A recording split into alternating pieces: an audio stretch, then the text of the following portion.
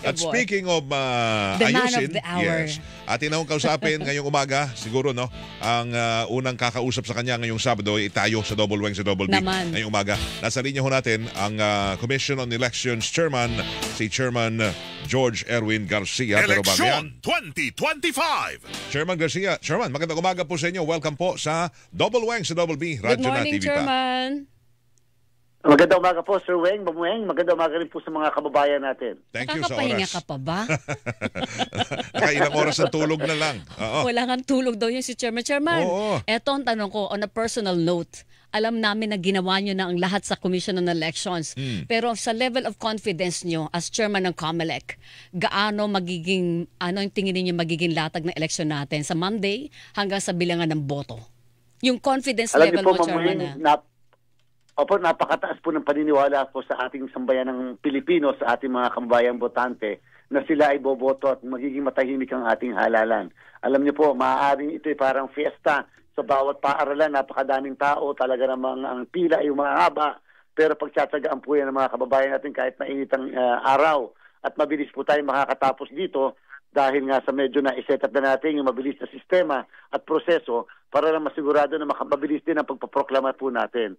Sa ating po mga kababayan, basta po paniwalaan lang natin ang sistema at proseso at huwag po natin paniniwalaan yung mga kasinungalingan na nakakalat po sa atin ngayon, lalo-lalo na yung mga organized na tinatawag na misinformation, disinformation at saka mga fake news. Okay, today po ang huling araw ng kampanya.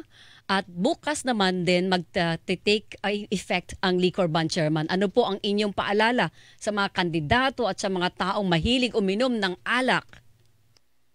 Kung tutusin po, Mamueng, dapat mamayang alas 12:01 ng gabi ay bawal na yung mga pagkalalaki ng mga campaign materials. Yung po mga nakakalat sa ating mga highway, dapat po pinagtatatanggal na yan sapagkat technically yan po ay campaigning pa rin. And therefore, ako advice ko lalo na doon sa mga kandidatong mayroong pagkalalaking tarpaulin na baka pwedeng ngayong araw na ito, pakitanggal na rin nila para hindi na sila abutin ng araw ng bukas. Doon naman po sa mga nagbebenta ng alak, mga tindahan o kaya po sa mga restaurant or bars, mahirap po na kayo pa mismo ay mademanda, makasuhan. Bagamat ang COMELEC ay nakakapag-issue ng exemption, lalo na in extraordinary cases. Pero yan po ay napakadalang. Kung kaya sumunod na lang po tayo, total naman, isang araw lang naman po yan. At pagkatapos yan, pwede na muli natin gawin. At pwede na muli magbenta ng alak o uminom ng alak. At saka, Chairman, I don't see any situation na magbibigay kayo ng exemption sa liquor ban. Tama po kayo. dahil nga sa siyempre napakahirap naman na yung boboto lasing o kaya naman yung mga pupunta sa presinto nakainom. So again, medyo tayo po lahat dapat matino pagdating ng araw ng eleksyon sapagkat yun po kinakailangan maayos ang ating pag-iisip, puso at damdamin pag tayo ay pipili ng ating mga ihahalal sa darating na Lunes. Meron lang ako lilinawin, Chairman, bago kita i-turn over sa aking El Bonito partner. Sabi niyo kanina, dapat by 12:01, wala na yung mga naglalakihang tarpaulin sa mga highways natin, sa mga buildings, sa mga bahay-bahay, private man yan o hindi. Pero paano po kung hindi matanggal? Ayan po ang sinasabi nga natin kahapon pa na hindi po natin masasabi kung mayroong magpa-file ng mga kaso laban po sa kanila, lalo na yung mga kalakalaban po nila, lalo na yung gusto rin silang istorbuhin. So sabi ko nga, sayang naman yung mga paghihirap kasi ng mga nakaraang araw Tapos haharap pa tayo sa mga kaso dito sa amin sa COMELEC. At kahit na manalo, matalo, na andyan pa rin yung mga kaso na yan. So again, sana po dapat tatalima na lang, susunod na lang sa sinasabi natin. Yan naman po yung matagal ng gawi o practice. Hindi naman po ito bagong patakaran lang ng COMELEC. So sana po ngayong araw na to, pag-isipan na patanggal na kaagad. Total naman po, hindi na makakabawas o makakadagdag yan sa boto na ibibigay sa atin ng mga kababayan natin. Yun din itatanong ko kaso dito sa Metro Manila o kaya dito lang sa atin, yung mga naglalaki ang mga billboard. Ay, sa kasama EDSA ho ba lang. yan? Sa NLEX, SLEX, Chairman. At saka yung mga nakadikit ho sa mga bus. Totoo yan. Minsan naka-body wrap pa, buong Totoo bus. yan. May mukha Naka-sticker nila. no? Oo. Hindi kaya dapat po tanggal na yan. Tanggal na. Opo, Sir Weng, dapat tanggal na po dapat dahil nga again, mamayang alas 12:01, mamaya papuntang madaling araw, bawal na ang pangangampanya. Hindi po ba pag sinabing bawal ang pangangampanya, lahat ng klaseng pangangampanya, hindi naman sinasabing bawal umikot-ikot. Kahit po sa social media, bawal na pagdating mamaya ng 12:01. Meron ba kayong team na magmo-monitor sa social media, Chairman? Meron po muna doon sa Baklas, meron po tayo yung ating Special Task Force Baklas. Sila nga po yung maglalagay ngayon ng announcement ng pagbabawal na ng mga pagkalalaki na tarpaulin at saka po yung mga binabanggit ko kanina. At the same time, doon naman po sa social media, hindi po ganun kadami ang tao namin. Pero remember, meron po kaming Task Force KKK na merong monitoring office ngayon, nakatatayo lamang. And at the same time, meron din po tayong mga tao. Yung po mga magkakalaban, bantayan niyo po yung mga kalaban nyo. Diyan po kami aasa sa inyo at ma-post nyo po kapag kayang mga kalaban ninyo ay nangangampanya pa rin pagdating ng araw ng bukas. Naalala ko pag tuwing merong signal number nakataas, yung mga billboard, pinofold yan, di ba? Di ba? Dapat ganun din ang gawin ngayon. Pwede na nang gawin yun. Sa NLEX, sa mga expo daming ganun. Ang lalaki. EDSA lang ang lalaki ng tarpaulin. Ay partner, Chairman, baka hindi siya serious sasabihin ng mga, maniwala kayo. Hindi naman kami makakasuhan ng COMELEC. Linawin natin, Chairman. Ang COMELEC, maghihintay lang ng reklamo galing sa sino mang individual na interesadong maghain ng kaso, but you will not do it motu proprio. Kagabi po, Ma'am Weng, kagabi bago mag-alas 5, nag-file na mahigit 50 kaso yung Task Force Baklas doon sa mga hindi talaga sumunod sa ating mga pakiusap na magtanggal. Kagabi po yan bago mag-alas 5. Ibigay natin ang listahan sa ating mga kasama sa pamamahayag ngayon. Ibig sabihin po, isipin nyo, kahit po mag-aalas 5 na nagpapile pa kami ng kaso, hindi po ito yung notice lang. Cases po talaga ito for disqualification. And therefore, yung mga lalabag pa dyan, ay kahit po araw ng Lunes, pwede kami mag-file. At kahit po Tuesday, pwede pa kami mag-file hanggat hindi sila napoproklama. O kahit pa nga po maproklama, pwede naman po hindi disqualification ang habol namin. Pwede pong election offense o kasong kriminal. Pwede pala yun. Pero Chairman, linawin ko doon sa 50 kasi bago yun Nakatisod kami ng scoop sa'yo. Doon sa 50 na yun, ano mga posisyon ng mga hinainan po ng kasong disqualification dahil sa paglabag doon sa pagpo-post ng kanilang campaign materials? Kandidato po for congressmen, governors, at yung mga nasa baba na pwesto hanggang Sangguniang Bayan muli. So medyo madami-dami yung kandidato for governors doon at madami rin mga city mayors. So yan po yung sinasabi natin na akala nila porkit ilang araw na lamang ay ligtas na sila.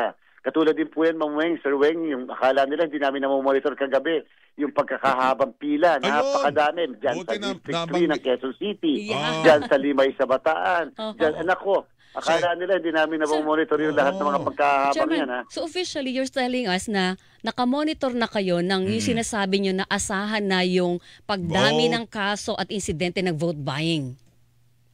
Opo, akala po kasi, yung pong pagpila kasi hindi naman po blockbuster na sinyan ang pinupuntahan hanggang kagabi. Ano daw po yung pinipilahan? Diyan sa Quezon City, napakadami po kahapon, sa hapon hanggang gabi, na monitor yan ng mga residente dyan. May mga video po tayong nakuha. Ano daw po yung pinipilahan? Yan po ay kagad natin pa iimbestigahan na. Ano daw po yung pinipilahan, Chairman? Ay, di siyempre po, alam na po natin, wala naman pong sinihan ng ganyang oras kagabi ng mga alas 10, alas 11. At saka doon sa District 3, wala naman pong sinihan yata doon, ano? Pero kahit ano man ho ang pinipilahan nila doon, at ang na-identify kung ito ba'y kandidatong ganito ang gumagawa, yan ho ay malaking basehan pa rin for any election offense. Kasi po may mga lumalabas po kasi ng mga kababayan natin na hindi naman siyempre nakakatiis na hindi pagmamalaki yung natanggap nilang sobre na may nakalagay pa na pangalan ng kandidato at sample ballot na may nakalagay na pera. At di siyempre po makikita natin lahat yan, yung mga pinopost. Di ba? So yan po, again, yan po ay magiging basihan ng aming investigasyon at pagpa-file din ng mga formal na kaso.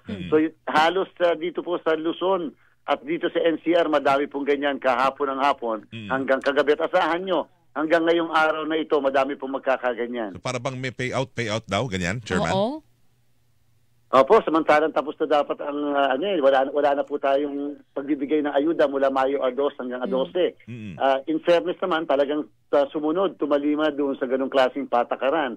So nangangahulugan yung pinamamahagi ay private na pondo. Personal na pondo po yan. Maliwanag na vote buying. At saka hindi lang dito sa Metro Manila, kundi meron din sa... May binanggit si Chairman Bataan at saka Visayas, Mindanao, marami na atang gano'n, ano? Chairman, may mga hinimatay pa rin? Opo, talaga namang yung ibang kababayan natin nahihimatay habang mahaba ang pila, mainit, wala naman dalang mga tubig. Di ba? So yan po ay akala kasi nila makakaligtas sila kahit na nasa private compound pa yan. Pero siyempre pag lumabas na yung mga publiko doon sa mga compound na yan, makakausap yan at may mga pictures, may mga video po na nakukuhanan. Sir, malinawin natin, sa vote buying and vote selling, ang pareho po ang responsibilidad sa batas, kandidato at yung botanteng tumanggap. Tama po kayo dyan, Ma'am Weng. In fact po, sa katotohanan lang, sa akin palagay, dapat mas mataas ang responsibilidad nating mga mamamayan, nating mga botante. Sapagkat again, wala naman pong makakapamili kung wala pong nagbebenta. Kahit po gaano pa kalaki ang i-offer nila, kung tatanggihan po natin, hindi po mamamayagpag ang pamimili ng boto. Paano nyo hahabulin yun? Pinakahabang pila. Napakaraming mga pumila ho ron. Oo. Paano yun? O yung mga may mukha lang sa social media na nagkalat na video. Tama po kayo. Samantalang meron ding mga kandidato na hindi naman nakapamili, pero pwede po sila magreklamo at pwede sila rin po ang mag-file ng kaso laban doon sa mga namili at laban din doon sa mga nagbenta ng boto nila. So yun po yung lagi natin sinasabi sa mga kababayan natin, Ma'am Weng, Sir Weng. Bukas po, sa Monday po halimbawa, yung mga libreng sakay na pinapaubaya ng ating pong mga kandidato o kaya yung mga libreng agahan kuno. Yan po ay vote buying at saka vote selling. Pag po kayong lahat ay napicturan o kaya napara yung sasakyan na sinasakyan nyo sa libreng sakay sa isang checkpoint, ay huli po lahat. Yung pong mga yung sumakay dyan, and therefore pwede po sila lahat makasuhan sa issue ng vote selling. And ito po, Chairman, kung halimbawa po tumanggi sila na hindi sila hakot, paano yung magiging investigasyon doon? Opo, ang presumption kasi natin na meron kaming patakaran na nilabas na kahit na itanggi pa nila, ipipresume po sila na engage sa vote selling.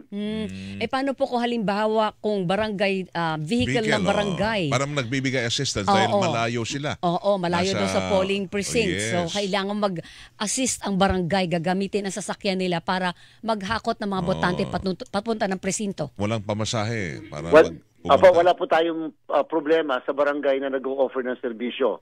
Pero kung yung sasakyan mismo ng barangay, Ma'am Weng, Sir Weng, may nakalagay pa na mismong tarpaulin ng kandidato habang ito ay nangangalap ng mga sasakay at boboto, ay ibang usapan. Abuse of state resources na po yan. Hindi po ba sabi nga natin, wala naman tayong problema sa mga barangay officials na makahampanya pabor sa isang kandidato sapagkat may bagong desisyon nga ang Korte Suprema patungkol sa bagay na yan. Pero siyempre hindi ginagamit dapat ang resources ng pamahalaan ng barangay para ipangampanya ang isang kandidato. And Chairman, ang paalala natin dito, ang election offense, ang kulong po niyan ay 1 to 6 years. 1 taon hanggang 6 na taon, tama po ba? Opo, sana maliwanag na sa mga kababayan. Paulit-ulit na po natin binabanggit yan. Sana medyo natanim na sa isip natin 1 hanggang 6 na taon. At tatandaan nyo po, ang election offense sa COMELEC pinafile. So kami po ang magdidesisyon dyan. And therefore, nakikita nyo naman po yung pagsasalita ng inyong lingkod, talagang porsigido tayo. Kami ang magdidesisyon kung kakasuhan kayo o hindi. Sapat pa ba yung 1 to 6 years? Sa dami na makukulit at talagang matigas ang ulo hanggang ngayon namimili ng boto at nagbebenta ng boto. In fact, Ma'am Weng, Sir Weng, nung tayo nasa Kongreso mga ilang buwan na o ilang taon na nakalilipas, pinupursige natin na sana una taasan na yung parusa para sa vote buying at maaari sa vote selling din. At sinabi natin, pag talagang napatunayan, hindi lamang dapat perpetual disqualification to hold public office, kung ito ay incumbent na opisyal, forfeiture of all benefits din dapat. Para medyo maging mabigat naman, yung balik din natin sa mga gumagawa po ng ganitong klaseng krimen. Plus yung 1 to 6 years na kulong. Mas mataas po dapat yun. Lalo pa sa mga namimili ng boto at doon sa mga gumagamit ng resources ng pamahalaan. Yun, yung halimbawa namimili ka na, ang pinamimili mo pa, pera at saka resources ng gobyerno. Opo, sobrang laki advantage po noon doon sa mga walang pera. Kawawa naman po yung mga kandidato na talagang gusto lang maglingkod sa sambayanan. Wala naman silang access sa resources ng pamahalaan. And therefore, alam niyo na mangyayari, mananalo pa ba yung mga ganyan? Paano po yung tinatawag nating equal opportunity for all sa public service? Nawa ho ay talagang may ngipin ho yan. Kasi matutuwa ho tayo. Kahit 1 taon lang sila'y makulong, basta't makulong. Di ba? At saka ang kahapon po may dinisqualify kami kandidato for congressman na incumbent na mayor, hindi po ba tinanggal ng NBank bilang kandidato sa posisyon na kanyang tinatakbuhan. Pero hanggat may finality, Chairman, pwede pa ho siyang appealable yun, di ba, Chairman? Diba? yung pong dinisisyonan kahapon namin na binanggit ko, en banc po yun. So kung gusto niya pong pumunta sa Korte Suprema, nasa kanya po yan. Pero as far as we're concerned, hindi po na siya kandidato dahil nga sa pagkakatanggal sa kanya. Okay, At remember, yung mga pag-decision po ng tinanggal din ANBank kami sa Supreme Court na ang apila nun. Doon na. Yes po, ang desisyon namin ay sa Supreme Court. Opo. At hanggat walang nakakuha ang restraining order, ipapatupad po namin ang aming desisyon. Okay. Chairman, kanina, yung report about yung fake news na dapat daw ay wag mag-undervote. Yes, dapat kumpletuhin yun. Linawin nga Kasi natin yan. daw, ang babalado sa mga kumalat sa social media, Chairman, pag undervote, syempre may bakante, di ba? Baka daw yun ay i-tinker at gagalagyan ng boto pabor sa sino mang kandidato. Kasi blanco maaring mapasok. Oo. Sa mga kababayan po natin, Ma'am Weng, Sir Weng, katulad ng nabanggit kanina sa inyong report, hindi po totoo yan. Yan po ay kasinungalingan. Kahit po hindi kayo nga bumoto sa pwesto na yan, kung ayaw nyo talagang bumoto, kahit po kulang ang boto nyo doon sa hinihinging bilang ng boto, basta wag lamang sosobra, ay pwede po yan. So kung 12 ang hinihingi, ang binoto nyo 10, wala pong problema yan. Hindi po yan bawal and mabibilang at mabibilang ang boto nyo. Ang hindi po mabibilang, 12 ang hinihingi na boto, 13 ang naiboto po natin.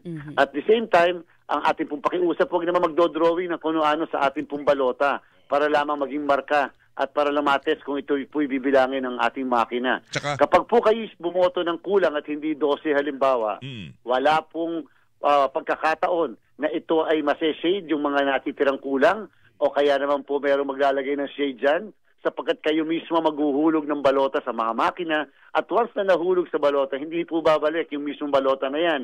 At makikita nyo po sa screen ng ating po mga makina yung mismong picture, image ng inyong balota.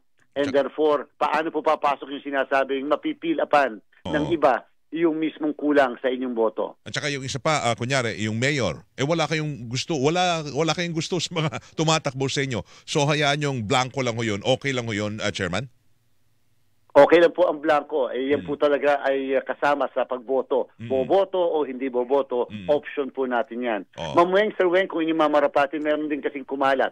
Sinasabi daw po, kapag tayo ay bumoto ng halimbawa tuldok lamang o kaya linya lamang, ay hindi po mabibilang. Ay mabibilang po yan, basta 15% ng bilog shaded ang ating pong naguhitan o na-shade. Pero ang pakiusap po natin, i-shade na po natin ng buo. Yung sinasabi naman daw na yung ating pong pen ay kumakalat at therefore makakaapekto sa ibang posisyon. Kasinungalingan din po yan. Hindi po mangyayari yan. In fact, pag tingnan niyo ang balota sa Lunes, wala po tayong pangalan ng kandidato na eksakto sa likod ay meron din na eksakto yung bilog. So wala pong ganun. Talaga pong sinigurado namin yan na kunyari lang kahit po tumagos sa sobrang diin ng pagkakaboto ng botante, wala po maapektuhan na boto sa likod na kahit na sinong kandidato. Kami naman po nasubukan namin yan dito sa Demo Weng sa DCWB, di ba, Chairman, nag-demo tayo. Nakita namin yung talagang hindi nag-smudge. Hindi po bumabakat sa likod yung special marking pen ng COMELEC. Kaya nga ang bili ng COMELEC, yun lang ang gagamitin. Kasi pag iba na ballpen o lapis ang gagamitin nyo, hindi babasahin yun ng makina, hindi ba, Chairman? Opo, at saka Ma'am Weng, tama po yung binanggit nyo. Maliban dyan, huwag naman po sobrang diin sa pagkakashade natin. Yung gigil talaga tayo. Yung bang halos butasin na natin yung balota. Huwag naman pong ganon. Para sigurado talagang mabibilang to. Didiinan ko talaga. Butas na yung balota Okay, maliban doon sa pagmamarka o pag-shade na yung Chairman, bili natin sa kanila. Huwag kayong maglalagay ng anumang sulat, check, ikes o drawing doon sa mga gilid-gilid o anumang parte ng inyong balota. Pag ganun po ba, halimbawa, mayroong malikot lang imahinasyon, nag-drawing o pumirma sa kung saan magpanig ng balota, hindi na yun babasahin ng makina? Meron pong nag-drawing noong final testing and sealing na squares na naglagay po siya ng squares. Ang nasa loob ng square ay yung mismong bilog ng mismong sa kandidato. Opo. Yung po hindi bibilangin para sa kaalaman ng mga kababayan natin dahil yung square sa labas ng bilog ay hindi po boto sa loob ng bilog. And therefore, baka akalain niyo po boto po yun. Alright, malinaw. Dagdag ko lang doon, kunyari wala ho kayo napili at iniwan yung blanco, ang posisyon na ito, kunyari congressman o mayor, kunyari ngayong eleksyon. Tapos sa susunod na eleksyon, wala pa rin kayong napili doon sa congressman o mayor na iboboto. yun daw ay pwedeng matanggal kayo sa listahan ng mga botante or wala hong problema yon? Wala pong problema, hindi po namin alam kung sino ang bumoto o hindi bumoto doon sa mismo. At wala pong pagkakataon ng kahit sino man na alamin kung ano ang boto ng ating kandidato. Yan po yung tinatawag na secrecy of the ballots natin. Ako, 100%. Huwag po mag-alala mga kababayan natin. Wala po yung sinasabi nilang malalaman daw kung sino ang binoto ninyo. Huwag po kayo matatakot na iboto ang kung sino ang base sa puso at konsensya nyo. Hindi po nila malalaman na kayo ang bumoto dyan. Alright. Chairman, maraming salamat po sa maagang gising. At saka good luck. Oo, good luck, Chairman. Maraming salamat po sa lahat ng pagod ninyo sa buong COMELEC team.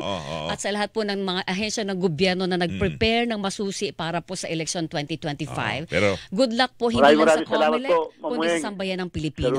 thank you, Chairman. Papunta pa Mabuhay na tayo. po ang Pilipinas. Mabuhay tayo. Thank you. Salamat, Chairman. Sa exciting part sa Lunes, si COMELEC Chairman George Erwin Garcia na kausap po natin.